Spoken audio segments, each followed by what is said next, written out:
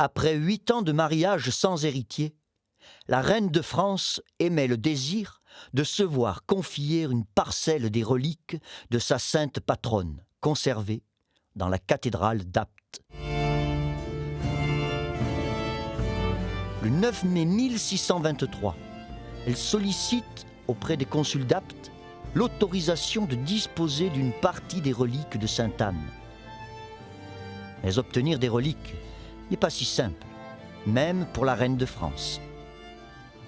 La Cour du Parlement de Provence interdit formellement de prendre les reliques. Dans un premier temps, Anne d'Autriche obtient qu'une messe soit dite pour elle chaque jour dans la chapelle Sainte-Anne. Ceci ne lui suffisant pas, elle demande à son époux, le roi Louis XIII, d'intervenir directement afin d'obtenir satisfaction. Ce que fit le roi.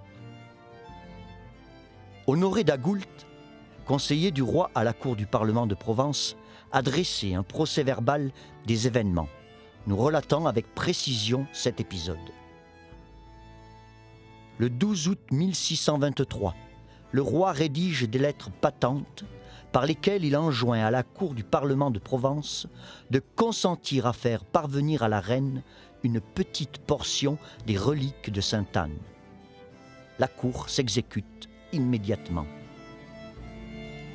Honoré d'Agoult, chargé de cette mission, part d'Aix-en-Provence le jeudi 21 septembre 1623, accompagné de François d'Autriche, émissaire des consuls d'Apt, et Pierre le Grand, substitut du procureur général du roi. Ils arrivent à Apt le jour même et s'installent à l'hôtel Notre-Dame. Le lendemain, à 8h30, ils entrent dans la chapelle Sainte-Anne en compagnie de l'évêque Jean Pélissier, du juge royal Barthélemy Orcel et de 33 témoins issus du clergé et de l'administration municipale. Une fois la porte de la chapelle fermée, une messe est dite. Une lecture des lettres patentes du roi est faite.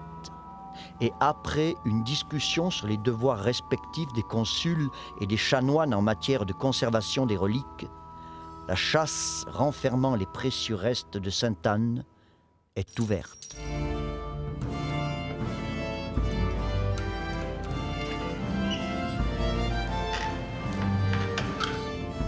L'évêque prend, sur l'indication d'Honoré d'Agoult, un petit ossement qu'il montre au maître chirurgien d'Apt, qui l'identifie comme appartenant soit au majeur, soit à l'auriculaire de la main de la sainte.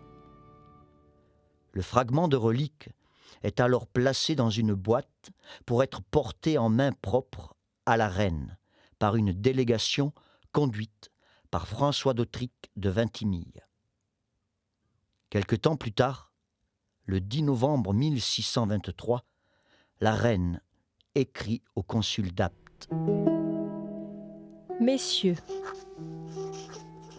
le soin que vous avez apporté pour l'accomplissement du désir que je vous avoue témoigner de jouir de quelques portions des reliques de Sainte-Anne m'a été si agréable que comme la loi de reconnaissance est naturelle en moi sur toute chose, je vous ai voulu faire voir, par le retour du sieur des Baumettes, votre député, qui me l'a rendu de votre part, le ressentiment que j'en ai, qui est tel que je puis vous assurer de n'oublier jamais vos bonnes volontés, que je représenterai à ma mémoire autant de fois que je jetterai les yeux sur ce présent d'inestimable valeur, que ma dévotion m'enjoint d'avoir perpétuellement sur moi, qui ne le perdrai point de vue.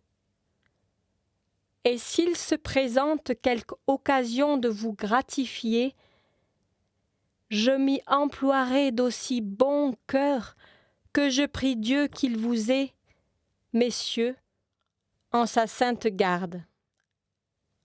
Écrit à Paris, le 10e jour de novembre, 1623. Anne.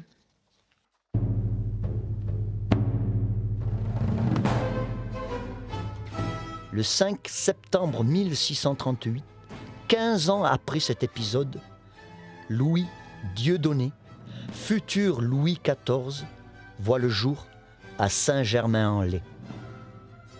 Un second enfant, Philippe, futur Philippe d'Orléans, naît 2 ans plus tard. À Apt, on aime à penser que c'est grâce à la dévotion de la reine de France à Sainte-Anne que Louis XIV, le roi Soleil, vit le jour.